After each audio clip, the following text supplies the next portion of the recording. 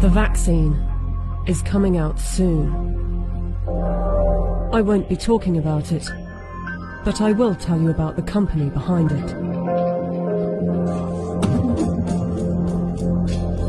The UK government has purchased 30 million doses of COVID mRNA vaccine from a company called Pfizer. The vaccine is due to be delivered in November, with the potential of 100 million doses by the end of the year and 1.3 billion doses next year. News just out. Pfizer says it could be ready to apply for emergency use authorization for its COVID-19 vaccine candidate by late November. It won't be mandatory at the beginning, but judging from the large orders, a gradual plan will be implemented to persuade and incentivize people to take the vaccine and put restrictions on people that don't, along with shaming campaigns. I want to tell them that their decision, they need to understand, will not affect only their lives, which at the end of the day, it is their judgment, but will affect the lives of others. Because if they don't vaccinate, they will become the weak link that will allow this virus to replicate. Some will say that this is conspiracy theory, so let's just stick to the facts. The government trusted Pfizer to vaccinate the British people, so it's logical to want to inquire into the company's track record in safety and ethics.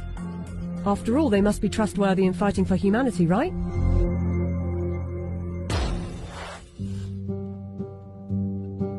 Pfizer made itself one of the largest pharmaceutical companies in the world by purchasing its competitors and through aggressive marketing tactics. What I'm about to tell you is only 20% of their rap sheet, otherwise this video would be hours long, but you can go to our website where you can see the full list. Pfizer received the biggest criminal fine in US history as part of a $2.3 billion settlement with federal prosecutors for mispromoting medicines and for paying kickbacks to compliant doctors. Pfizer pleaded guilty to misbranding the painkiller Bextra by promoting the drug for uses that were not approved by medical regulators. In the 90s, they were involved in defective heart valves that led to the deaths of more than 100 people. The company had deliberately misled regulators about the hazards. The company agreed to pay $10.75 million to settle Justice Department charges. Pfizer also had a class action suit with a $60 million settlement over Resolin, diabetes medication, that resulted in patients dying from acute liver failure, said to be caused by the drug. In the UK, they have been fined nearly £90 million by the UK's competition watchdog for unfair pricing to the NHS after hiking up the cost of an anti-epilepsy drug by 2,500%, charging the taxpayer an extra £48 million than the actual price, which is $2 million per year. Buying competitors and mis-selling drugs weren't the only factors in making them the giant of a company they are. Their special relations with doctors and medical professionals has also helped. In 2004, Pfizer's subsidiary agreed to pay $430 million to resolve criminal charges that it paid physicians to prescribe its epilepsy drug, Neurontin, to patients with ailments for which the medication was not approved. In 2010, a federal jury found that Pfizer committed racketeering fraud in its marketing of the drug. Pfizer disclosed that during a 6-month period the previous year, it had paid $20 million to some 4,500 doctors and other medical professionals for speaking on the company's behalf.